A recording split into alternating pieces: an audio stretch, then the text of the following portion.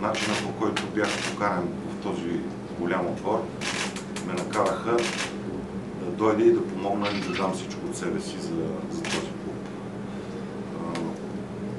Убеден съм, че този клуб с такава история и с фенове, които са може би едни от най-верните фенове в България, са нещата, които ме накараха да предприема да дойда да работя в този клуб.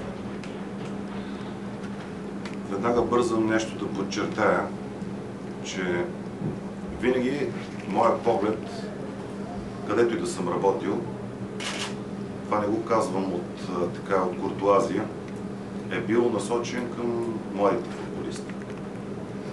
Сега стратегия, идвайки тук в този отбор, е също така наред с опитните хора, които ще се върнат, мога да кажа, в къщи, защото това са хора, които действително се чувстват като в дома си, връщайки се в Локомотив Пловдив.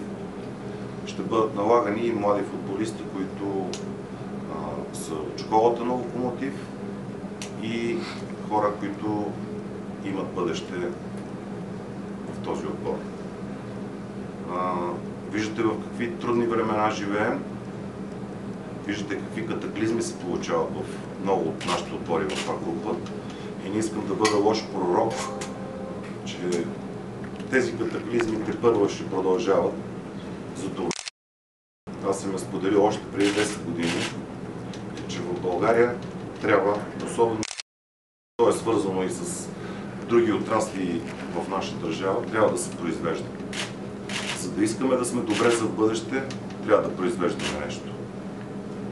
Да произвеждаме, за да може да съществуват нашите клубове.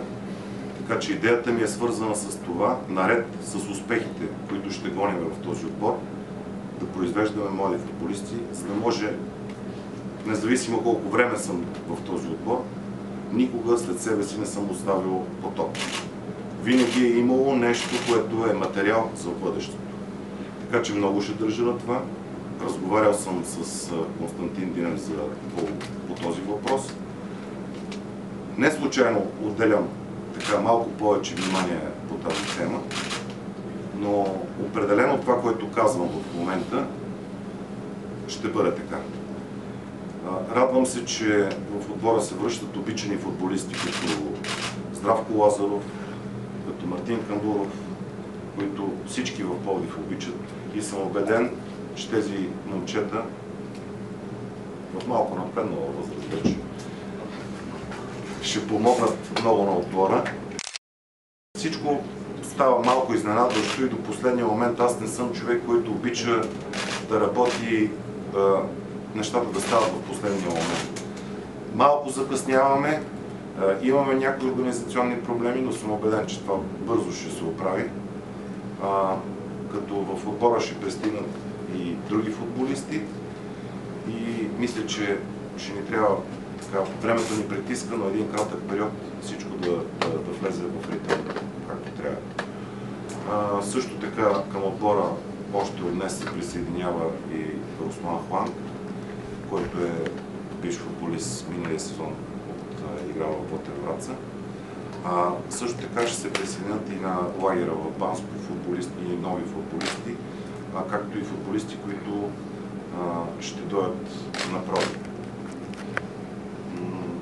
Убеден съм, че в кратък период ще сглобим един добър отбор и идеята ми е, не искам да звучи банално, но това е също една от причините също да дойда в този клуб, да зарадваме феновете, които действително тези фенове са прекрасни. Мога съвсем отговорно да споделя пред всички вас,